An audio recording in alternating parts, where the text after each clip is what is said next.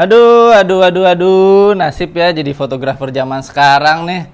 Harus siap sama yang ribet-ribet demi hasil yang bagus, biar customernya, kliennya tuh makin suka sama hasil foto videonya. Emang harus bawaannya kayaknya segini banyak guys, tapi kayaknya sih belum semua nih. Cuman ini ada satu orang nih yang membawa fenomena ribet-ribet ini nih, bakal ngobrol sama gue nih guys. Tapi sebelum itu kita pembukaan dulu. Yo, selamat datang di podcast Nubi Sabi. Kita semua Nubi yang mau jadi Sabi. Oke guys, masih bersama gue Faisal Satif, wedding photographer, commercial videographer, dan juga bapak-bapak yang ngap banget ya. Wah, ini gara-gara lo nih Bet, demi gimmick ini nih. Jadi kalau fotografer zaman sekarang tuh ada yang bawa cermin segede gini. Terus juga bawa dedaunan kering begini, sampai ada yang bawa kain-kain yang banyak banget tuh segini tuh guys, ada macam-macam kain. Sama ada yang bawa cemilan guys dari sini tuh. Ini Mr. Potato bukan ya? Sosok mau iklan. Udah deh, langsung kita panggil aja deh orang-orang yang membawa orang yang membawa fenomena keribetan ini, kita panggil aja Abed Nego Febri. Silakan masuk. Mantap. Kita mau ngapain, Pak? Kita mau ngobrol. Ngobrol. Sebenarnya ini udah ada aja nih peralatan. Oh iya dong, saya kan ngikutin Anda nih, demi Anda nih. Saya effort nih. Tadinya setnya tuh biasa aja, cuman kalau gua datang dicengin sama lu, masa setnya begini doang. Makanya tadi ya teman-teman PKL kan ya harus ngeset tuh, bikin dedaunan, diukir sama mereka padahal bukan tukang dekor Bet. Tapi demi kedatangan lu supaya setnya terlihat bagus gitu. Karena kan malu nih. Karena lu salah satu anak muda yang gua lihat sih pengen nunjukin sesuatu yang beda gitu. Jadi ketika wedding tuh kebanyakan template-nya gitu-gitu aja, foto. Kalau zaman sebelum lo memperkenalkan ala-ala flat lay yang ribet itu kan mentok paling di rumput ya. Iya kan? Paling biar keren di rumput, kasih foreground gitu-gitu. Tapi kalau lo sekarang sampai bawaannya tuh banyak banget tuh. Apaan aja misalnya, Bet? Ya sekarang sih gue udah mulai bawa kayak alas, Alasnya tuh yang gratisan kayak gua gini, kain biasa doang atau alas karton yang murah gitu, atau yang dulu pertama kali mulai sih nggak cuman karton ya. Karton beneran karton lagi ngomongnya. Nggak, dulu tuh biasanya suka nyari pattern di karpet. Oke. Terus semakin kesini kayaknya mulai nyari yang agak lebih clean gitu. Jadi kita akhirnya gue bawa alas sendiri. Mulai dari rollable canvas lah. Sekarang dulu banyak yang jual. Sekarang juga masih banyak yang jual rollable canvas. Terus apaan lagi? Sekarang gue udah mulai pakai papan sih. Oh, pakai papan. Terus apaan lagi? Nggak usah terlalu detail-detail. Biar pada penasaran dulu. Iya, apaan lagi? Ya. Udah sih itu doang. Gunting. Karung goni. Oh, karung goni. Enggak dulu. Itu dulu gue pernah bawa karung goni. Oh, serius? Sekarang udah enggak. Jadi gue pernah. Ada tuh yang sekarang kayaknya kalau orang ketemu di jalan pada ngantongin tuh jadinya tuh. Apa tuh? Apa yang sering nongol di foto-foto lo itu? Yang ngantongin. Yang buat nimpuk anjing juga bisa. Batu. Nah iya kan, sekarang sampai bawa-bawa batu guys kan. Itu makanya settingan dulu kalau lagi pengen nahan itu tuh. Oh iya, nahan boker ya.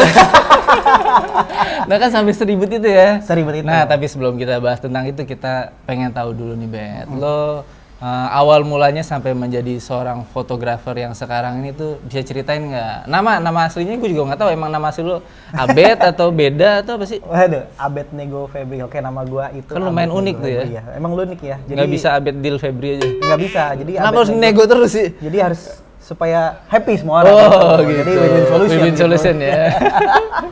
Apa tuh? Apa namanya? Dulu gua mulai motret itu semenjak nama dulu. Nama belum. Abed Nego spasi Febri. Itu apa artinya? Jadi sebenarnya nama ini diambil dari Alkitab. Salah, gue bercandainnya kan. Agak berat. Gue bercandain. Agak berat nih. Oke. Ya jadi sebenarnya ini nama dari Alkitab. Dulu gua terlahir sebagai Kristen. Di keluarga Kristen, namun satu lain hal akhirnya gue memutuskan untuk pindah jadi Muslim sekarang. Tapi namanya sudah kentang ya, udah umur berapa ya gue kalau nggak salah, udah 3 SD lah gitu, gue pindah ke Muslim. Nama kan udah ada tuh di situ, udah akte udah jadi, gelar kata tuh semua udah ada, ribet pindah diganti-ganti ya udahlah. Jalanin aja. Cuman gitu. artinya apa? Kalau di Alkitab? Sebenarnya kalau di Alkitab itu ada namanya Sadrak, Mesak, dan Abednego. Ada 3 pemuda yang dimana Oh, Tiga Pemuda. Tiga Pemuda. Oh, emang nama ini yang gue orang inget ya? ya. Kalau salah ya mohon maaf nih, kan kita sudah lama Udah lama ya. Jadi Sadam Wesak dan Abednego itu adalah seorang pemuda yang waktu itu dibakar oleh siapa? Saya juga lupa. Tapi tidak mati. Oh, dia selamat, tapi dia diselamatkan oleh tangan Tuhan. Iya. Nah, Tiga Pemuda itu adalah Sadam Wesak dan Abednego. Nah, kisahnya itu terkenal sampai sekarang adalah pemuda yang tidak mati dibakar. Oh, oke. Lumayan ini juga ya. Ini agama sentris nih.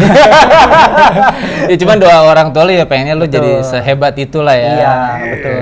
Dan sekarang memang terbukti nih, lu lumayan lah sekarang nama lu kan lagi banyak diomongin sama orang-orang. Wih, style Abed nih, ribet-ribet begitu kan. Makanya penasaran juga tuh, pengen tahu apa namanya perjalanannya. Terus kalau mulai fotonya dari umur berapa? Dari SMA, kelas 2. Oh, lu anak SMA, bukan SMK? SMA, betul. SMA. Betul. Jurusan apa dulu, Bet? Jurusan bahasa. Wow. Oh, jurusan bahasa masih ada zaman lu? Masih ada, bahasa. Oke. Jadi nggak IPA, nggak IPS. Iya. Kenapa dulu milih bahasa? Ya, gua sebenarnya lebih suka sesuatu yang agak eksentrik ya. Jadi agak sedikit berbeda gitu. Pertama, emang bukan di kelas 1 kan dijalanin semua tuh mata pelajaran ya, IPA, IPS, apa fisika, kimia, itu nggak ada yang nyambung gua di situ. Oh, sumpah apa atom, apa inti atom, cuma tahu itu doang. Tapi ternyata gue pikir bahasa itu sering dijadikan momok menakutkan atau ibarat kata buangan lah gitu. Anak bahasa tuh adalah buangan yang tidak bisa masuk pinter-pinter IPA, nih, nggak bisa masuk IPS, dan ini pasti lu masuk bahasa aja. ketendang. Nah, gue tuh adalah orang yang tidak menyukai stigma-stigma seperti itu. Gue pengen membuat itu menjadi masuk bahasa itu jadi sebuah stereotip. Dimana orang yang masuk bahasa juga sebenarnya punya keistimewaan. Punya kan makanya juga kenapa ada 3 jurusan, karena 3 jurusan ini masing-masing punya keahlian, bukan berarti buangan. Iya, betul banget. Makanya gue masuk bahasa lah di situ. Since then, gitu. Nah, belajar berarti pas masuk bahasa. Belajar pas kelas ini. Kelas 2 berarti. Kelas 2 atau kelas 11 sekarang gitu ya. Kelas 11 ya. Iya, 11. Kelas 11. Itu ekskul atau apa? Ekskul. Oh, ada ekskul. Ada ekskul ya, iya. Sekolah lo swasta apa negeri? Negeri lah. Oh, ada ekskul fotografi. Keren juga ya. Itu juga saya juga nggak habis pikir itu. Orang awalnya saya masuk ekskul fotografi juga diajak sama teman saya. Masih saya ingat namanya. Karena menurut saya satu orang itu yang berubah hidup saya sampai saat ini. Perjalanan hidup saya. Jadi awalnya gue itu main basket sebenarnya dari SMP. Itu gue main basket. SMA gue kelas 1 gue main basket. Ada senior gue di basket, dia bilang, ayo dong ikut ekskul foto aja gitu, join juga gitu ekskul foto. Jadi selain basket akhirnya gue suruh ikut ekskul foto. Masuklah gue di ekskul foto. Nggak tahu ya, the moment ketika gue megang Camdik dulu, zamannya Camdik. Kamera digitalnya kayak gimana dulu modelnya? Yang pocket gitu? Yang pocket, betul. Oh, the moment gue megang Camdik, gue merasa gue bisa mentranslate sebuah brief. Dia simpelnya adalah minta foto perspektif. Oh, Nah, waktu itu lagi momen foto perspektif, gue cuma foto pagar, gue pepetin pagarnya kan berarti langsung kelihatan tuh kan garis perspektifnya. Yaitu menurut mereka itu udah oke gitu. Oh, lu udah bisa nangkep gitu tuh pas awal-awal. Nah, itu pertama itu satu yang gue pikir, dia bilang oke. Nah, itu kan jadi kayak timbul rasa percaya diri gitu ya. Buat gue kan gue merasa walaupun itu seru juga gitu. Jadi intinya gue merasa awalnya masih seru aja gitu. Belum tahu sampai titik ini gitu. Ya udah akhirnya dijalanin. Terus gue mulai merasa ini sepertinya ada value-nya, ada nilainya gitu, menghasilkan gara-gara gue lagi moto-moto upacara sekolah pas masih SMA itu ya, tuh. Senin tuh biasa ada nama gue dipanggil buat motoin upacara sekolah. Terus guru minta dicetak nih. Biasa dulu zamannya cetakan 3R, 4R gitu, cetak banyak gitu. Terus ngasih uang jajan. Oh, serius? Baik juga tuh guru ya? Ngasih uang jajan. Terus gue langsung kepikir, sing gitu. Ting. Bisa duit nih. Peluang nih. Bisa duit nih hati gue gitu. Nah, dari situ gue mulai mikirin kayak nilai cetakan naikin sampai 200 perak gitu. Kan nyetak banyak kan, kita kaliin aja gitu. Ya lumayan lah dulu buat anak SMA jajan-jajan sehari nambah 20.000, 30.000 mah Wah, kenyang oke banget makanan lah, loh, iya. kenyang, bisa traktir orang, iya. Makan apa? Sombong amat. Asik, Kayak asik. gitu. Gitu dulu mah. Kayak gitu. Nah, ya udah dari intinya since dari SMA gue belajar di school tanpa mentornya hanya senior aja. Oh, bukan ada guru dari luar gitu? Nggak ada guru dari luar. Keren juga ya. Jadi asal muasal eskul itu juga dulu gara-gara ada siswa yang menang juara lomba foto. Makanya akhirnya diadain sebuah eskul itu. Oke. Terus Akhirnya ya sampai dari titik si siswa itu menang sampai gua ada di situ sampai gua lulus ya nggak pernah ada mentor. Mentornya hanya senior aja. Ya dari culture-nya itu adalah dari senior ke junior gitu, ngasih masukan. Sampai akhirnya gue lulus, karena gue merasa ini school yang ngegedein gue, sampai titik ini gue mengajar di situ sampai 8 tahun. Oke. 8 tahun gue ngajar di situ. Jadi since 2011. Gue lulus sampai 2000. Sampai pandemi dong tuh ya? Enggak nyampe. Enggak, belum sebelum pandemi. Sebelum pandemi, gue ngajar di situ. Jadi sebagai timbal balik yang pernah gue merasa gue besar di situ ya, gue merasa harus memberikan sesuatu di situ. Keren banget. Ya, jadi kayak gitu ceritanya. Pas masih kuliah juga ikut ini? Kuliah gue ada jurusannya? Enggak, kuliah gue jurusannya Markom.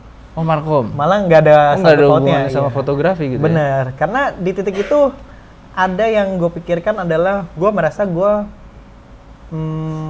belajar fotografi itu bisa di luar dari kampus. Bisa lu ambil dari sebuah workshop, bisa lu ambil, lu petik dari senior-senior yang sudah pernah berkecimpung di bidang itu. Gue merasa kenapa gue masuk Markom, yaitu marketing communication, adalah gimana cara gue memasarkan apa yang gue punya saat ini gitu. Dan terbukti ternyata dapat ilmu marketing sangat ngebantu banget di era 4.0 sekarang, marketing 4.0, di mana semuanya harus berbasis konten, gitu. Betul. Semua harus berbasis visual gitu. Gimana cara menyampaikan sebuah pesan, lu punya value apa, tapi disampaikan menjadi sebuah pesan gitu, yang nantinya suportif kepada calon klien gitu. Ya terbukti, alhamdulillah sekarang ya gue bisa hidup sampai saat ini gitu. Masih bertahan. Masih bertahan gue di bisnis ini. Walaupun bukan sebagai pekerja kantoran gitu ya. Betul. Sempet nggak kerja kantoran? Nggak pernah. Oh benar-benar. Jadi lulus kuliah ditekunin fotografi lagi tuh ya? Fotografi aja. Di kuliah juga sempet nempel sama humas kampus. Jadi gue motoin acara-acara kampus gitu. Jadi ya lumayan lah, nambah-nambah portofolio. Since itu kampusnya adalah mercu. Jadi lumayan juga dapat beberapa nama-nama besar, kayak dulu calon wali kota Jakarta, calon gubernur Jakarta Pak Jokowi, itu gue bisa motoin. Oh, lu sempet motoin beliau tuh? Terus motoin Perdana Menteri Malaysia, Mahathir Muhammad. Pas gitu. Masih kuliah tuh, Bet? Pas masih kuliah. Iya, asik bener. Tapi dokumentasi, ini ranahnya dokumentasi ya, jangan lupa. Bukan saya motoin personal portraitnya mereka. Hebat juga gue dalam hati gue gitu. Tapi itu adalah sebuah self proud buat gue. Gue merasa gue bisa ada di dalam sebuah acara itu dan gue motret gitu, melakukan sesuatu yang gue suka gitu selama ini. Walaupun mungkin ya dibayarnya standar lah ya gitu ya. Gue di situ nggak lihat nilai sih. Iyalah, karena menurut gue pengalamannya, experience-nya luar biasa gitu. Ya udah di kampus masih kerja, masih berbarengan dengan ngajar di SMA. Sambil nyari sampingan motret itu, mulailah masuk di wedding di tahun 2013.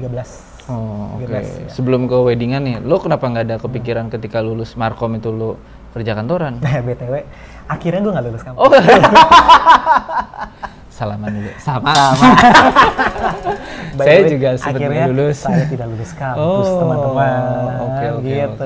Jadi ada beberapa ya 1-2 hal yang membuat gue tidak melanjutkan perkuliahan. Salah satunya adalah ekonomi. Gitu. Terus ada polemik di keluarga juga gitu. Dan ya akhirnya gue memutuskan kayaknya pada situ tuh ada tawaran. Gue kan suka basket juga. Waktu itu ada tawaran gue megang NBL, dulu zamannya National Basketball League. Setelah IBL, NBL, sekarang IBL lagi gitu. Nah, gue megang NBL, DBL, gue Gue megang dari Pas turnamennya tuh lu fotoin tuh? Enggak moto. Di situ gue di luar moto tuh semua. Okay. Gue tapi kembali karena gue juga suka basket gitu. Jadi gue mau ngurusin event itu. Oke. Jadi gue ngurusin event itu jauh dari motret, ya sambil motret tapi tetap gue bawa kamera, tapi gue nggak motret di situ, yang cuma bukan aja. sebagai fotografer utamanya gitu deh ya. Ya karena gue melakukan apa yang gue suka, ya gue happy aja gitu. Whatever, yang penting gue pada saat itu gue bisa menghasilkan uang karena ngelanjutin hidup gue dong. Dimana gue nggak kuliah lagi nih. Berarti gue harus figure it out gimana caranya lo melanjutkan hidup tanpa sebuah gelar. Gitu. Without paper gitu. Karena dimana yang kita tahu di Jakarta atau daerah sekitarnya paper itu sangat penting, ijazah itu sangat penting. Tapi kembali lagi, gue adalah orang yang tidak suka kalau stigma paper itu menjadi sebuah momok menakutkan. Bahwa sebenarnya yang itu ya IPS bahasa gitu ya. Bahwa sebenarnya lu juga bisa kok cari duit gitu, asal lu tahu lu bisa. Asal lu tahu kemampuan diri lu gitu, asal lu bisa mengolah diri lu sendiri, lu mau tahu lu mau jadi apa gitu. Ya, gue udah tahu ternyata gue motret gitu. Ya makanya gue kembangin aja motret. Iya, diasah terus gitu ya keahliannya. Ya, gue dalaminnya terus gitu. Nggak peduli dibilangnya tukang lah, kan kita sering dibilang foto gitu tukang foto gitu, kang foto keliling, video syuting, video syuting ya. Ya telan aja kayak gitu-gitu mah, ya namanya kerja kan gitu. Ya, emang kayak dibawa happy aja. Kalau lu seneng pasti lu nggak akan pernah capek kok sama kerjaannya apapun gitu. Oke. Nah cuman tadi nyinggung dikit lagi, Bet. Kan lo bilang lo ngajar anak-anak sekolah tuh. Nah kebetulan gue ada rencana pengen bikin kelas kayak gitu. Kalau lo dulu bikin kurikulum atau gimana? Pas ngajar masih inget nggak? Gua sih nggak bikin kurikulum ya, tapi gue punya guideline kayak misalkan di bulan ini harus ngajarin apa gitu. Jadi lebih ke timeline sih. Oke. Timeline, jadi misalkan standar. Soalnya kan 8 tahun tuh ya. 8 tahun. Ya sebenarnya setiap tahun akan gue ulang-ulang aja. Nah, timelinenya itu aja gitu. Karena kan intinya adalah ngajarin yang baru masuk. Kalau misalkan kelas 2 udah bisa dilepas. Dilepasnya tuh maksudnya ya terserah lu pengen bikin apa. Ntar gue tinggal liatin, gue tinggal ngawasin lah ibaratnya gitu. Tapi kelas 1 biasanya, kelas 1 itu biasanya digiring supaya lo ngerti dasarnya. Segitiga exposure gitu ya. Jangan sedih, nggak dari segitiga exposure, dari kamera kaleng gue ngajarnya. Dari pinhole, dari kamar gelap. Jadi cairan fixer, developer gitu-gitu semua gue ajarin. Malah balik ini ala-ala analog gitu jadi. Ala-ala analog gitu. Jadi gimana dulu sebenarnya kan ngejelasin dulu pertama kali fotografi adalah sebuah kamera obscura. Yang box kamera yang gede banget kan. Tapi ada juga yang simpelnya adalah pinhole kamera. Kamera lubang jarum. Ngasih tauin dari kaleng ini bisa jadi sebuah foto. Semua pasti ngomongnya, "Hah, emang?" Iya, benar gitu. Kan kita taunya adalah interchangeable lens kan. Soalnya DSLR gitu-gitu. Pada saat itu 2013-14 itu lagi terkenal DSLR gitu. Iya, DSLR. Nah, tapi dari sini lu bisa juga ngasilin. Nah, itu gue jelasin kenapa bisa terjadinya proses emulasi film gitu. Jadi sebuah foto gitu. Jadi sebuah negatif gitu. Nah, habis itu baru masuk segitiga exposure biasanya. Itu pun padahal lo ilmunya dapatnya dari ekskul aja ya? Dari ekskul aja, iya. Iya kan lo ya belajar otodidak aja gitu ya? Bener. Wih, canggih juga tuh. Ya, untungnya adalah pada saat itu juga ada teman-teman juga dari beberapa sekolah lain yang punya ekskul. Kita sering sharing bareng gitu. Oke. Ada beberapa lah, dan 2 atau 3 SMA juga yang yang punya ekskul sama, tapi sering bareng gitu. Kadang kita sering ngadain hunting bareng tapi beda sekolah gitu. Oke. Gitu, terus selain basic itu sampai ke lightingnya gitu diajarin nggak? Lighting itu biasanya jarang sih. Enggak ya. Karena rata-rata lebih ke teknik sih gua. Oke. Saya basic. Ya kayak zooming, panning. Oke. Freezing gitu ya. Gitu. Komposisinya kayak motion gimana? Blur, ya kayak gitu. Sebenarnya lebih ke teknik sih, karena lighting kan udah jauhnya lebih alatnya juga beda lagi gitu ya. Oke. Itu udah lebih ibarat kata udah IPA IPS IPB tuh. Iya. Udah penjurusan kan. Lu mau lighting berarti ini udah masuk foto studio. Foto studio udah arahnya kemana lagi gitu. Yang gua ajarin lebih ke kulitnya aja sih. Kan setelah itu kalian tinggal memilih, kalian ngeliat nggak di sini ada peluang. Oh iya, gitu. iya. Atau Lebih kalian tertarik cuman apa enggak mau nih? ngerti aja, Hmm. atau kalian lihat di sini ada sebuah peluang, atau ya udah beneran kerja gitu di situ sampai sekarang. Ya alhamdulillah ada beberapa yang jadi gitu sampai saat ini. Ya senang aja sih. Itu Iya. kesenangan tersendiri aja. Walaupun mungkin tidak dinotis ya. That's not a big deal gitu. Iya. Ya itulah. Yang penting Kalau- ilmunya bermanfaat buat mereka gitu betul, kan. betul. Itu yang lebih penting tuh. Ya namanya guru ya, pahlawan Yoi, tanpa tanda jasa. betul. Terus abis itu yang jadi weddingannya karena apa tuh? Karena Teman apa? biasa. Heeh. Rata-rata yang udah dulu kan di SMA sering ambil kerjaannya Sweet 70. Sweet 70. Yoi, teman ulang tahun. Oh, lu yang motoin. Motoin. Jadi lu sebagai tamu dan juga sebagai Oh, motoin tuh. iyalah, aja. Enak banget ya. Enak, ya, Dapat tinggal manggil duitnya, doang. dapat makanannya. Nah, baru-baru dulu mah belum tentu dibayar. Oh, gitu? Iya kan, kalau SMA mah kan sesama temen aja. Oh, oke. Lu ayo dong fotoin gua gitu oh, kali ya. Ntar Oke. makan gampang. Yes, gitu. Dulu SMA. Nah, tadi gimana? Iya, mulai masuk ke weddingnya. Mulai masuk wedding ya. Jadi habis teman-teman yang Sweet 17 itu kan biasalah kita follow-followan dulu zamannya Facebook. Facebook. Terus habis itu pindah ke Pet, pindah ke Instagram, gue tetap eksis di Motret. Ya, lu sampai kasih detik tahu ini. bahwa lu fotografer melalui Betul, postingan di mulai sosmed gitu ya. postingan di sosmed, akhirnya mereka ya balik lagi gitu, nyarinya gua gitu. Karena biar bagaimanapun klien pasti akan lebih happy, lebih nyaman ketika lu kenal sama fotografer. Oh, oke. Gitu. Kan emang pasar pertama kita adalah teman. Mana Iya. ring satunya itu ya. Ring 1 itu adalah teman. Grade 1 kita itu adalah teman. Karena ya teman masih bisa dibilang enak ya, karena pertama didapat ya jadi ngomong harga teman. Iya gitu. Tapi maksudnya kita bisa beta juga. Kalau ada salah-salah dikit ya mungkin masih bisa lebih dimaklumi lah gitu. Nah, itu masuk di tahun 2013 itu. Itu teman, bahkan bukan teman SMA gue, teman kuliah gue yang minta motret weddingnya dia gitu. Ya udah, kira gue motret wedding. Di situ gue lihat tuh seru juga, zamannya waktu itu Betawi, Palang Pintu. Oke. Seru dong, pertama kali ngeliat Palang Pintu mah, wih, orang bukan motret Silat-silat gitu ya. malah ketawa-tawa gue. Bukan motret malah ketawa-tawa gue. Dulu kan masih belum inilah apa, ibarat kata, lu belum aware banget sama apa yang harus difoto gitu. Ya, namanya masih ngeraba. Udah, di 2013 sering dengan berjalannya waktu, teman lagi masuk, teman sampai akhirnya teman ketemu teman, berarti grade 2. Temannya teman-teman, grade 3 gitu. Akhirnya kayak gitu sih. Tapi ya sekarang lebih sering freelance.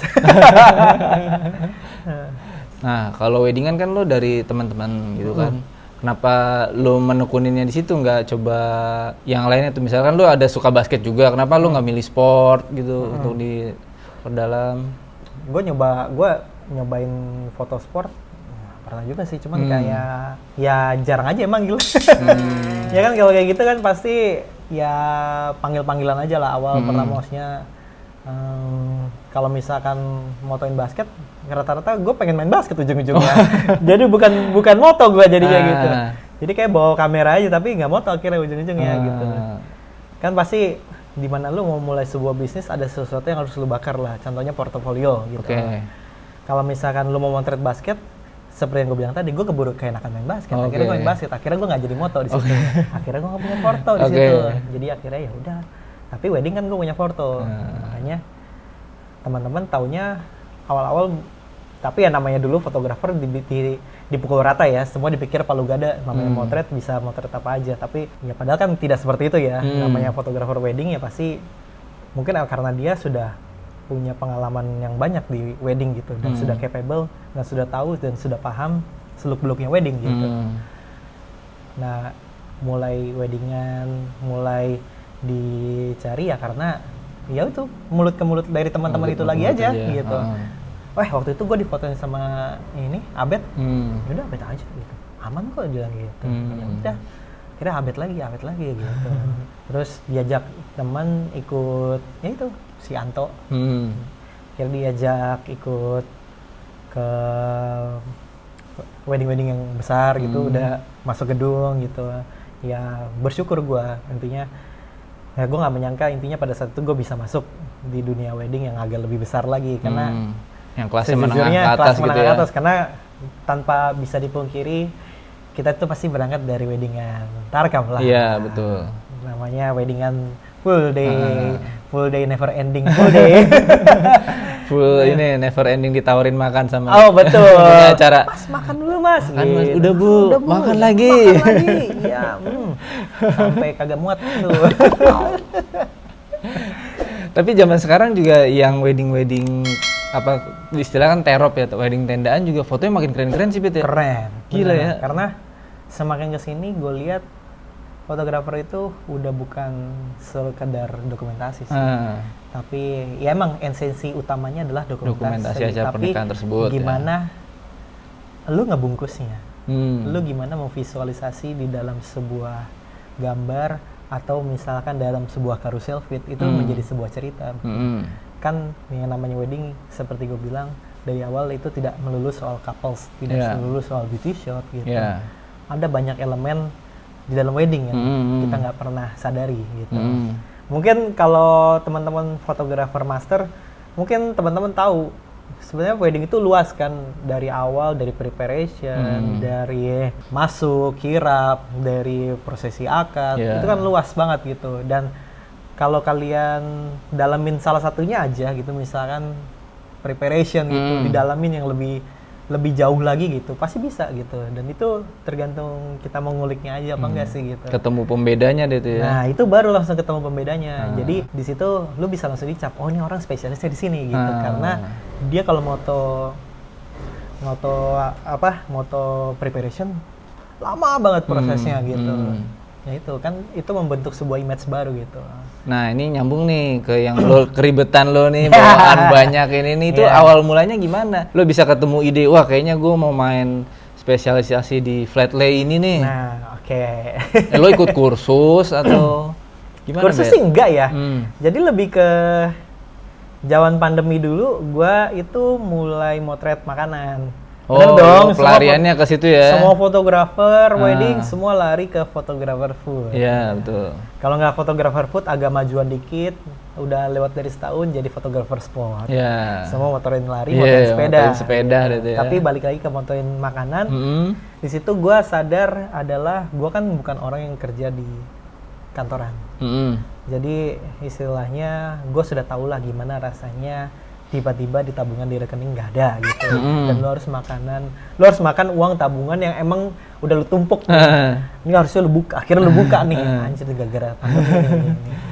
Terus gue ngelihat rata-rata teman-teman yang kerja di kantoran yang di layoff itu mereka pada jualan makanan gitu. Jualan makanan bukalah di Instagram gitu. Sedangkan kita tahu kalau lu mau beli makan, lihat di GoFood atau ngeliat di Instagram aja, yang pertama kali lihat adalah visualnya, fotonya kan? Visual. Kalau misalkan punya foto yang bagus, otomatis akan meningkatin sales dong. Gitu. Jadi gue di sini waktu pandemi awal, gue ngebantuin teman-teman yang baru mau buka jualan makanan. Jualan gitu makanan. ya? Waktu itu gue ngebuka sekitar 20 kayak free photoshoot sama gue. Sekalian gue belajar juga. Jadi gue padetin 2 bulan motoin 20 makanan. 20 makanan. 20 alhamdulillah ada aja. beda-beda Dan ya. ada alhamdulillah sampai sekarang ada yang lanjut terus. Akhirnya nggak kerja lagi di kantor, ngelanjutin usaha makanan. Gitu. Nah dari situ gue belajar motret makanan, gue belajar styling juga di situ. Styling makanan. Akhirnya gue belilah perintilan makanan di situ kayak napkin, propertinya. Ya gitu simple dulu sendok lah apa gitu, properti simple gitu. Udah setahun 2 tahun makanan sempet naik pesat, abis itu turun karena pandemi mulai pulih nih. Fotografer udah mulai bisa motret wedding lagi nih. Udah dong mulai banyak panggilan wedding lagi. Tapi gue selalu nyelipin si napkin itu di tas gue. Karena emang dulu starter pack-nya gue kalau motret makanan pasti punya napkin. Nah itu selalu ada di tas gue gitu. Napkin itu yang bermotif atau yang polos? Nggak bermotif sih, polos. Bentuknya kain lusuh gitu. Ya intinya buat ngebentuk-bentuk gitu. Nah, suatu ketika motret wedding, ketemulah sebuah undangan yang diapain ya gitu. bentukannya kurang lagi. Lo tau kan starter pack undangan tuh pasti Iya. amplop, Heeh. isi inti, Heeh. map. Dia. Nah, udah tuh 3 biji dia, doang tuh. heeh. Kalau mau diginiin, kurang. Mau di ini foto, udah. Terus akhirnya gue kepikiran, gue punya napkin. Gue tebar lah di bawahnya. Gue taruh lah tuh undangan di atasnya. Ternyata bagus. Gue nggak merasa loh. Gue nggak menyangka ternyata cuman ditambah sebuah kain aja tuh akan ngeboosting sebuah Iya, undangan udah gitu. beda jadinya Jadi looks-nya beda gitu bener. ya. Itu padahal gue masih naruh di lantai. Itu belum ribet lah kayak sekarang. Sekarang mah ya alhamdulillah udah segitu.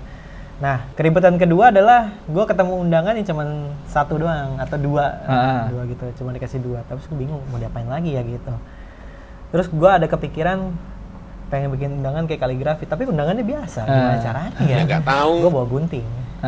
Gue gunting namanya, gue linting diputar-putar. Lu tau lah kalau misalkan ngelinting-linting kertas kan kalau diginin-ginin lama-lama ngebentuk tuh. Ngebentuk dia. Nah itu gue taruh gitu ya? namanya di atas, di bawah. Oh, oke. Nah semakin kesini kelihatannya kain tuh jadi esensial, jadi penting nih. Jadi kain gue taruh, undangan gue gunting, undangan biasa gue gunting, gue taruh, gue rapiin, gue layout, jadi bagus. Nah since then gue mulai bawa kain dan gue mulai menetapkan bahwa undangan itu harus difoto pakai kain. Gitu. Oh, oke. Abis itu mulai pakai bunga. Bunganya ngambil dari bunga papan. Oh. Jadi bunga papan yang melimpah itu. Ada bunga papan ambilin melimpah itu ya. gitu. Bunga papan ambilin aja setangkai 2 tangkai dulu, taruh aja slip-slipin. Lumayan bagus. Ya udah kita di boosting. Nah, itu gue ngerasa ini gue berkacanya adalah yang seperti tadi gue bilang, kalau lu jadi master lu pasti menyadari banyak banget aspek yang sebenarnya masih bisa lu luasin. Salah satunya adalah motret undangan. Kalau lu motret undangannya lebih lama lagi, lu lebih kulik lagi, ternyata jadi kok lebih bagus gitu dan jadi nilai plus gitu.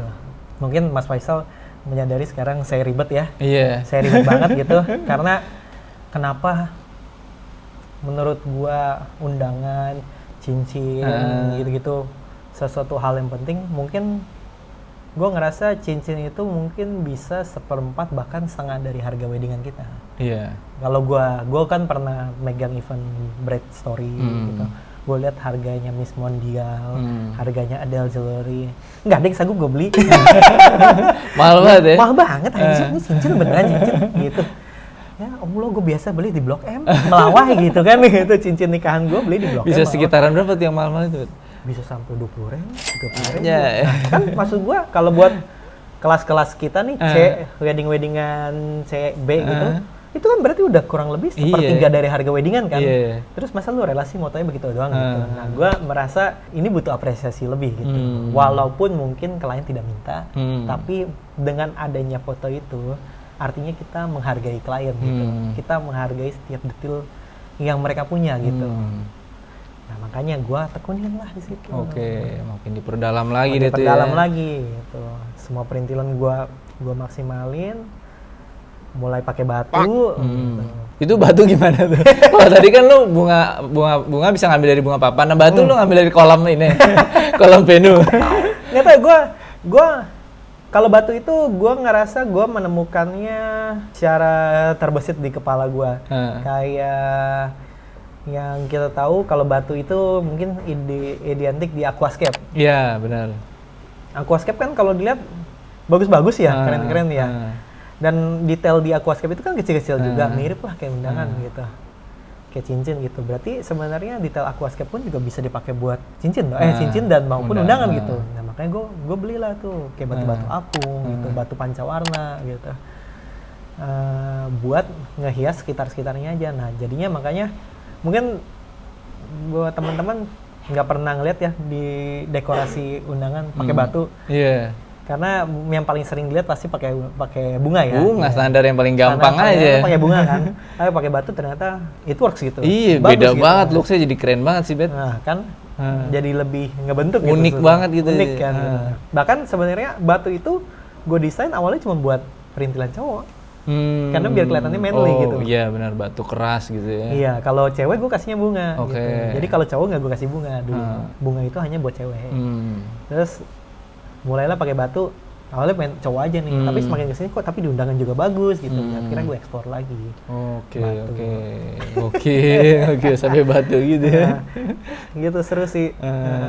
Harusnya sih apa namanya, teman-teman juga mulai lebih peka lagi nih, apa nih lu kan udah berhasil menemukan nih. Karena gue moto wedding 10 tahun kayaknya baru lihat sekarang ini nih orang moto undangan sampai segitu banyak pernak-perniknya gitu kan. Dan itu bukan pernak-pernik yang emang udah disediakan sama si pengantin, maksudnya sudah kalau seserahan kan emang udah didekor sama itu. Nah tapi kalau undangan bisa sampai lu nya mendekor gitu, lu ngecharge-nya gimana, Bet? Ke kliennya tuh. Oh, ini pricing nih ya? Iya nih. Oh, saya pricing. Sebenarnya fenomena styling itu saat ini lagi tren adalah yang mungkin teman-teman sering dengar adalah pre-wedding stylist. Pre-wedding stylist, dimana sekarang mulai sering bertebaran pre-wedding stylist. Soalnya gue juga sering nanya mereka sih, lu kalau pricing gimana sih gitu. Oh ya, gue biasanya ada pricing konsul, ada pricing kalau visit, pricing plus bawa properti gitu. Oh ya. Nah kalau gue berarti pricing gimana ya? Ya berarti namanya styling yang dijual adalah kan desain kan. Gitu. Berarti pricing gue adalah berdasarkan berapa banyak yang lu styling gitu. Pricing gue sih simple sih, intinya per kanvas sih kalau gue. Pricing gue per kanvas. Terus kalau misalkan saat ini sih setahun terakhir ini di mana ada gue ya berarti di situ ada free styling. Gitu. Di mana ada gue yang kerja di situ, di situ ada free styling. Tapi beda kalau misalkan lu datengin gue cuma sebagai stylist. Oh ada tuh? Beda. Karena iya maksudnya ada yang nge-order lu cuma buat styling? Ada. Ih, gokil juga ya. Itu gue juga itu enak dong kerjanya sebentar dong ya? Sebentar sekali Pak. Saya pernah sehari 2 shift, dua-duanya styling. Aja, enak juga tuh ya. Iya, karena ya sesuatu yang unik ya, karena itu kan tidak mungkin disediakan oleh fotografer, ya kan gitu. Ini emang karena gue aja pengen ribet, jadi gue bawa sendiri gitu. Iya kan, kalau gue ngeliatin lu bawa sampai sekoper gitu kan. Ya karena, ya habis gimana Pak, kalau mau ngomong saing-saingan foto bagus, semua foto bagus, semua foto nggak ada yang jelek gitu. Semua punya karakter, betul semua punya karakter. Mau saing-saingan gear, aduh capek. Berat-berat gearnya semua bagus-bagus gitu. Jadi apalagi yang harus gue asah? Ya berarti styling nih di sini. Ya udah gue kentalin aja styling gue. Dimana freelancer tapi expert di bidang styling gitu. Nah ya udah akhirnya gue sampai sekarang styling gue kencengin, akhirnya gue bisa berdiri sendiri stylingnya juga. Ya itu juga gue nggak habis pikir ternyata bisa gitu. Ada yang order ya ternyata yang order gitu. Ya alhamdulillah ya saya bersyukur sampai saat ini Pak. Seperti itu. Nah, tapi kan kalau misalnya lo sebagai stylist, Bet, kan lo ada waktunya cukup tuh, karena lo hanya ngurusinnya itu aja kan berarti, si perintilan itu tuh. Sebenarnya enggak juga sih. Oh. Jadi, kita kan, gua terutama sering ada di vendor-vendor yang kelasnya C lah. Jadi pasti sering banget ketemu yang namanya single factor. Nah itu gua masih bisa. Tapi gua nggak banyak, paling 2. Latest maksimum 3 dekoran. 3 dekoran itu gue ngabisin waktu sekitar 30 sampai 45 menit. Widih, lumayan ya. Ya tapi kan pas lah sama jam standby awal. Kan kurang lebih 1 jam sebelum kita bisa mulai beauty shot makeup kan. Nah itu kan masih banyak lah window-nya gitu. Berawal dari situ sih gue pokoknya, dari single factor pasti semua ngerasain lah yang namanya fotografer sendiri gitu. Gimana caranya kita memaksimalkannya aja sih, waktu yang sesempit-sempitnya. Yang pasti jelas kita mulai lebih awal, benar. Jadi datang harus duluan lagi itu ya? Enggak juga sih, yang penting datang langsung ambil aja perintilannya. Jadi nggak nunggu yang lain teman-teman gitu, nunggu pada datang gitu. Misalkan nunggu komplit kita baru ketemu gitu. Kalau misalkan perintilan bisa diambil duluan. Tapi ini kan kejadiannya kalau misalkan kalian standby posisinya matahari udah kelihatan. Nah iya, kalau yang misalkan masih yang buta subuh, gitu. masih subuh, gue sih nggak akan ngambil detail kalau subuh. Biasanya gue pindah setelah akad atau setelah memberkatan. Jadi gue kuncinya cuma satu adalah window light. Kalau misalkan window light itu buat motret produk, buat motret makanan, itu hasilnya sangat berkarakter, bagus banget menurut gue window light. Dan window light menurut gue sulit di recreate dengan satu LED aja. Jadi dibuat artificial susah. Jadi mendingan daripada lu merelakan foto lu yang kurang, walaupun dekorannya bagus tapi kurang, mendingan gue pindahin di tengah-tengah acara, yaitu which is di keluar mataharinya tuh ya. Betul.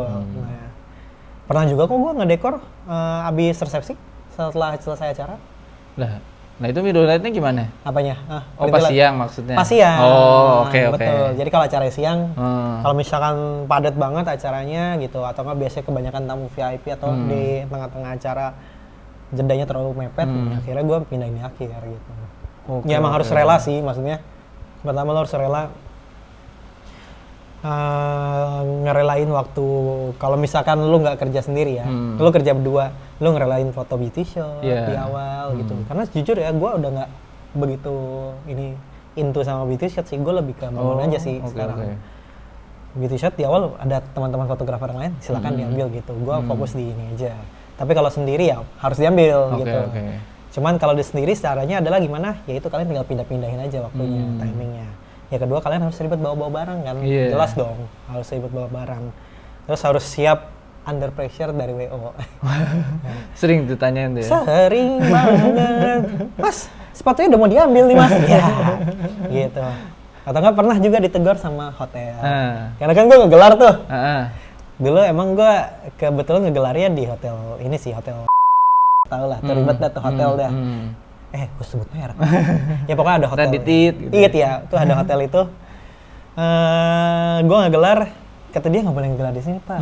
Lah kan saya weddingannya di sini pak, gitu. Iya kan weddingan di belakang gitu. Iya pak, berarti ngegelarnya di belakang aja. Lah, gimana dah? Ini kan hotel kita, hotelnya sini gitu. Ya udah akhirnya ya nggak mau ribet debat. Ya udah akhirnya gue beresin, gue pindah keluar. Jadi gue ngedekornya di luar. Padahal sebenarnya harapan gue adalah window lighting gitu. Karena kalau misalkan terang aja itu terlalu flat. Jadi nggak ada dimensi, nggak ada 3D-nya gitu.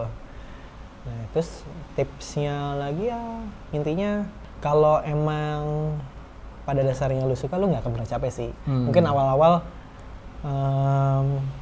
nggak enak lah, berat, ribet, modal perintilan, modal beli alas, modal tenaga gitu. Ya tapi dengan lu menanam benih-benih itu, kadang-kadang lu freelancer ya, lu kesini lu bawa kayak gitu, lu kesini bawa hal yang sama, lu ke tempat lain lagi lu bawa hal yang sama. Lama-lama mereka sadar kok kalau sebenarnya nggak semua freelancer begitu. Dan itu sebuah nilai plus kok buat lu gitu. Di tengah persaingan freelancer yang begitu banyak di muka Indonesia bumi ini. Dan rata-rata nguatinnya di beauty-nya ya. Betul, ya kan? gitu. Lo jadi pembeda nih. Ya jujur, gue setiap Sabtu Minggu yang gue posting bukan foto pengantinnya, tapi foto flat lay gue. Gitu. Ya. Jadi gue setiap minggu ya berusaha menampilkan yang beda aja, dan emang nggak pernah sama yang gue desain. Oh serius? Nggak pernah sama. Itu idenya dari mana, Bet? Ya karena setiap saat nggak pernah selalu ketemu undangan yang rupawan. Iya sih. Pernah gue ketemu undangan kalender. Undangannya bisa jadi kalender. Gimana tuh kayak gitu? Gue pernah ketemu undangan jadi kalender. Gue pernah ketemu yang paling parah menurut gue. Undangannya itu adalah sebesar A4, gede tapi banget art paper. Kayak pamflet. Iya. Gitu. Ya kan, sorry to say. Ya lu niat apa enggak sih gitu. Tapi ternyata usut punya usut. Dia itu sebenarnya nggak punya undangan cetak. Oh, online. Dia itu undangan online. Jadi pagi gue minta undangannya nggak ada. Iya nggak ada pas, adanya undangan online. Dia inisiatif, dicetak. Wah, dia undangan di kertas art paper. Nyampe lah ke gue undangan sore-sore. Mas nih ada nih undangannya. Pas nyampe, lah gue lagi dibagiin brosur sama dia gitu kan. Iya sih ada berapa biji. Udah deh, ini tantangan. Jadi ketemu yang kayak gitu tuh sebenarnya bukan berarti lo jadi berkecil hati, ini kayak hasilnya nggak bakal bagus gitu. Justru itulah tujuannya kita. Gitu. Kita harus gimana caranya mengemas ini jadi bagus gitu. Kan lu dibayar buat mendokumentasiin dan mengambil dari sudut lu gitu. Dan ini sudut gua ya. Kira-kira gue gunting-gunting lah undangannya, gue dekor lah undangannya, akhirnya bagus. Mungkin nanti bisa dikasih tahu undangannya kayak Iya, gimana. nanti undangannya kayak gini nih. Nih di sini kita nyusahin editor kita. Nih di sini. Iya, gitu. Nih di sini. Keren-keren deh pokoknya deh. Keren. Nah itu kenapa gue bilang desainnya nggak pernah sama, karena lo nggak akan pernah tahu apa yang datang di hari H. Dulu awalnya gue menerapkan setiap Hamin seminggu itu gue selalu nanya sama yang punya vendor. Pasti mereka udah briefing dong di awal, udah TM juga. Biasanya gue nanya undangannya warna apa gitu. Atau dulu gue juga sering nitip pertanyaan sih pas ke TM. Tanyain undangannya warnanya apa gitu. Undangannya warna apa, jadi lu bisa tahu gitu di hari H kayak gimana. Lu harus pakai bunga apa, atau lu harus pakai perintilan yang kayak gimana gitu. Dan itu lumayan mengefisiensi waktu lu nanti pas di hari H gitu. Ya gitu sih caranya. Sebenarnya nggak ribet ya, tinggal ngomong aja. Cuman semakin kesini banyak juga klien yang akhirnya nggak ngirim detail itu. Akhirnya berujung ya udahlah, semua perintilan gue bawanya gue masukin semua ke dalam koper gitu, segala warna gue kumpulin supaya gue bisa adjust di hari H. Oh ternyata ini yang cocok nih pakai warna ini gitu. Itulah asal muasal kenapa akhirnya gue bisa bawa koper segede itu gitu. Padahal dulu awalnya mungkin gue nggak bawa sebanyak itu karena gue udah tahu yang gue harus bawa yang kayak gimana aja gitu ya. Kayak gimana gitu. Tapi ya nggak apa-apa sih, blessing in disguise juga. Jadi akhirnya dengan gue bawa koper, akhirnya gue juga jadi bisa fully adjust juga di lapangan gitu. Gue bisa bawa foto yang kayak gimana lagi. Bahkan gue pernah bikin styling itu sampai 8 kanvas. Sampai 8. Ya, banyak banget dong. Ya, dari ujung sampai ujung lah tuh. Karena waktu itu detailnya kebetulan bagus. Biasanya gue seneng banget ngangkat detail sepatu, tapi kalau misalnya sepatunya basicnya dia beli nih. Kalau dia beli berarti kan dia naro, maksudnya ini pasti dia suka loh. Dia beli karena dia suka dong ya. Berarti maksudnya lu foto dong gitu dong. Nah, makanya kenapa gue foto. Biasanya ada sepatu akad, sepatu resepsi, cowok cewek tuh udah 4 tuh. Itu udah biasanya udah gue ecer tuh 4. Itu 4-4-nya lu bedain, Bet? Gue bedain semuanya. Gokil juga ya. Idenya banyak banget tuh ya. Biasanya gue bedain. Nah terus biasanya ada undangan, terus habis itu gue split undangan sama cincin jadi satu, habis itu cincinnya sendiri gue split. Biasanya jam tangan, parfum, itu gue masukin juga. Biasanya ada juga souvenir. Kalau souvenirnya oke, biasanya gue ini. Tapi oke nggak oke, biasanya ada yang gue foto sih. Tergantung ketersediaannya di lapangan ada apa enggak. Biasanya tipsnya lagi apa ya? Banyak-banyak latihan sih sebenarnya. Kalau lu ngedekor, lu jangan ngeliat pas lu ngedekor, lu harus ngeliat dari atas. Gitu ya, karena namanya flat lo harus lihat dari atas kan, karena lo harus memposisikan. Jangan ngasih angle gini ya, emang bener-bener lu dari top gitu ya. Iya, mungkin kalau ngedekor dari samping, cuman lo harus memposisikan diri lo sebagai kamera, karena kan yang lo foto dari atas. Jadi mungkin dari sudut 45 derajat lo ngedekor bagus, tapi belum tentu dari atas bagus gitu. Jadi lo harus ngeliat itu. Kalau secara komposisi lo naruh asal indah aja di mata lo atau ada tipsnya lagi? Nah, jadi sebenarnya ini komposisi sebenarnya sama kayak yang sering dilakukan di fotografi. Kalau di fotografi kan ada namanya rule of third, gitu. Ada namanya golden ratio, ada Nautilus apa yang miring gitu. Komposisi yang sering gue pakai adalah golden ratio, terus garis yang dari komposisi apa sih namanya perspektif, itu gue pakai. Terus ya pokoknya dua itu paling sih. Pokoknya intinya garis, semua itu berangkat dari garis, karena garis itu melambangkan sebuah kedinamisan sebuah desain gitu. Jadi bukan asal indah, asal cakep aja, jadi ada teorinya juga ya. Jebret naro gitu. Karena simpelnya adalah ketika lu naro di frame, katakanlah fotografi itu kan frame-nya rule of third paling gampang. Kalau naruh di irisan atas kanan atau kanan bawah, berarti kan sebenarnya harus ada juga yang di sebelah kirinya supaya jadi point balance gitu, kiri dan kanan gitu. Sama juga kalau misalkan lu naruh desain di flat lay. Kalau misalkan lu naruh poin inti adalah di tengah ya, intinya di tengah. Katakanlah undangan, sebelah kanan atas adalah sepatu. berarti sebelah kiri bawah kosong kan nih. Iya. Lo harus tahu sesuatu supaya balance gitu.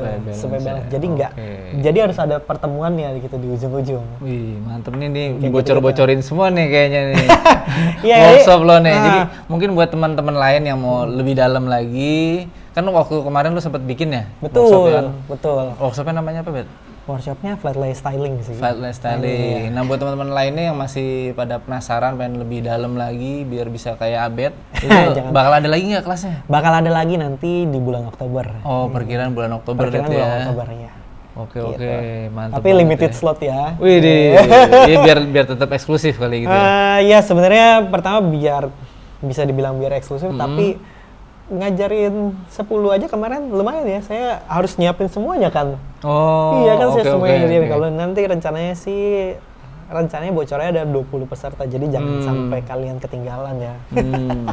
Dan memang kalau nge-flat lay gitu kayaknya sih nggak cuman sekedar punya propertinya, tapi emang harus ada ilmunya kayak tadi ya, lu ada ininya ya. Betul, karena sebelum gue bikin kelas yang pertama kemarin, gue itu jualan perintilannya. Jadi gue jualan. Oh, lu sempet jualan perintilan tuh? Jualan perintilannya sebentar karena banyak yang nanya gitu. Oke. Yaudah gue jualin lah gitu. Gue jualin, terus gue lihat yang nge-tag gue tuh dikit. Ya walaupun gue nggak minta di tag ya, cuman maksud gue kayak gue lihat kayak dikit deh yang dipakai gitu. Berarti kan di situ ada sebuah isu ya. Isunya adalah setelah gue punya perintilannya, belum tentu mereka bisa ngedekornya gitu.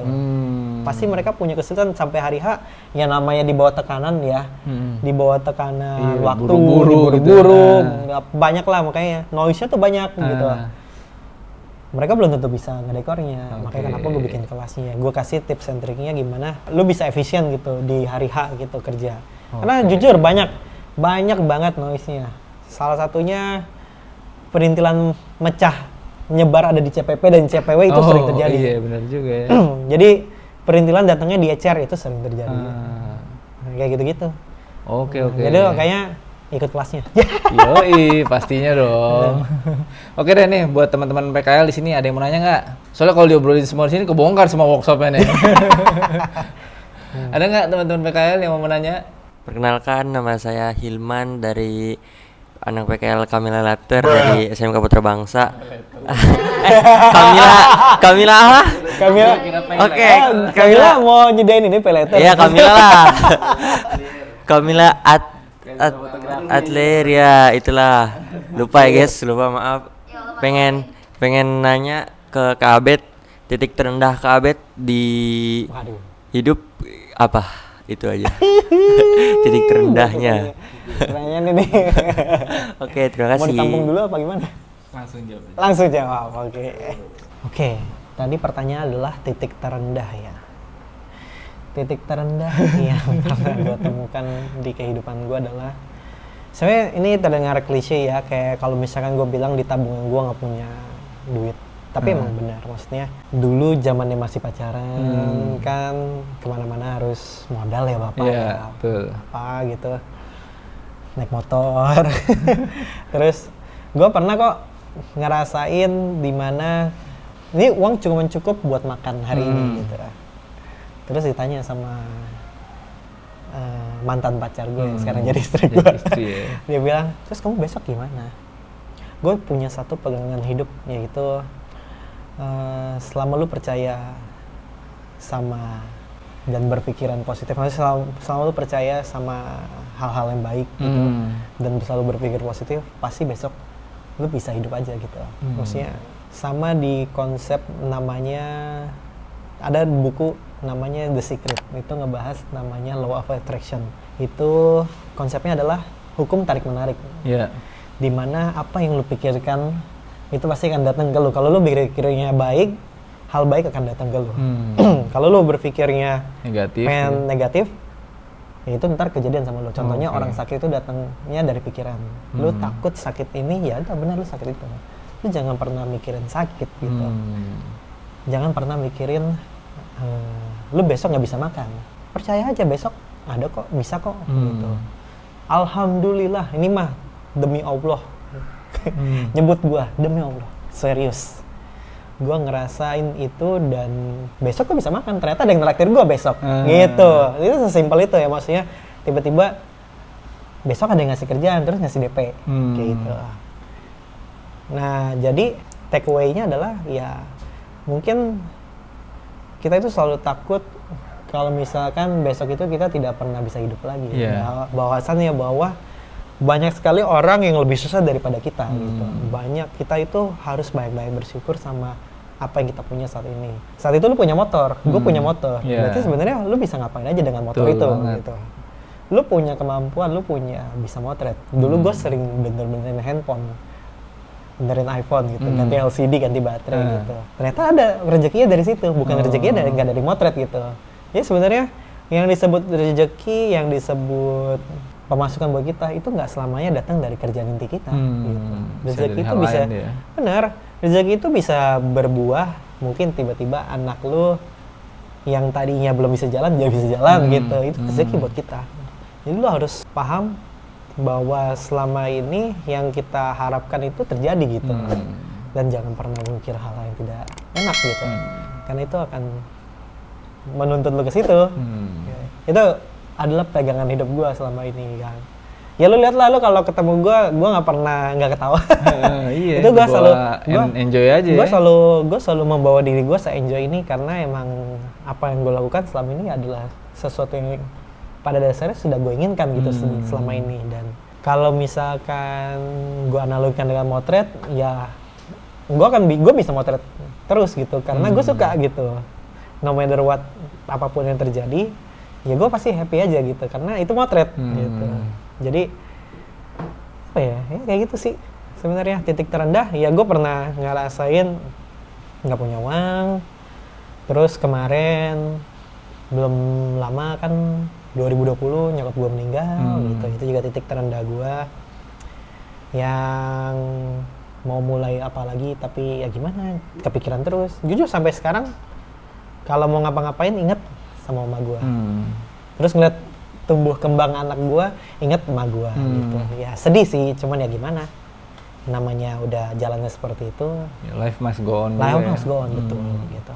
Yang sekarang yang bisa lo lakukan adalah ya lu menjaga apa yang lu sudah lu punya. Misalkan lu punya anak ya berarti lu harus jaga karena itu adalah yang terakhir emak lu lihat gitu. Yang itu yang terakhir nyokap gue lihat. Yang nyokap gue terakhir lihat adalah gue adalah sebagai seorang sebagai fotografer. Ya berarti itu harus lu terus lakuin. Kalau lu tiba-tiba giving up karena sesuatu kondisi, ya berarti lu nggak sukses sama hidup lu gitu. Lu menyerah sama keadaan gitu. Karena menurut gue ya giving up is not an option. Gitu.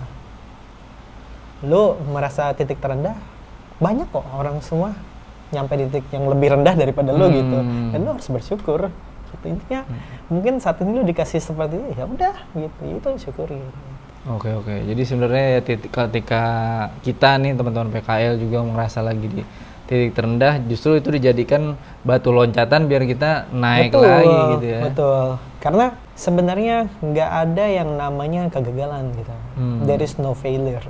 But failure, gue nggak ngomong itu failure, tapi is a step to success. Step to success. Jadi itu adalah sebuah perjalanan menuju sebuah kesuksesan gitu. Lo nggak boleh bilang itu gagal. Mungkin kalau menurut bisnis, daily business atau apa, bilang gagal itu wajar. Benar, gagal itu wajar. Tapi jangan lu sepenuhnya menyerap itu adalah sebuah kegagalan. Tapi itu adalah sebuah pembelajaran menuju sesuatu yang lebih baik gitu. Oke nih, makin deep nih obrolan. Oke deh, kalau gitu kayaknya juga udah kelamaan videonya. Oke, sebelum panas lagi nih kamera. Oke, sebelum panas lagi. Jadi guys, di balik layar itu kameranya lagi kepanasan, sering mati-mati, mungkin ada masalah dia. Jadi harus diservis dulu. Terus ingetin lagi jadi buat teman-teman yang penasaran sama gimana caranya bisa styling flat lay, itu bisa ikut kelasnya Abed nanti sekitar bulan Oktober ya. Betul. Nanti pantengin aja Instagramnya Abed tuh, mungkin pasang di story atau di post gitu ya. Betul, pasti nanti. Yang pasti lo bakal dapet tips-tipsnya. Jadi bukan cuman sekedar punya alatnya, tapi gimana cara merangkainya, itu yang lebih penting ya. Betul dong, wajib. Kalau begitu terima kasih telah menonton video ini guys. Mudah-mudahan ada manfaatnya. Saya Faisal Salatif bersama Abed Nego Febri. Oke, ciao guys. Bye.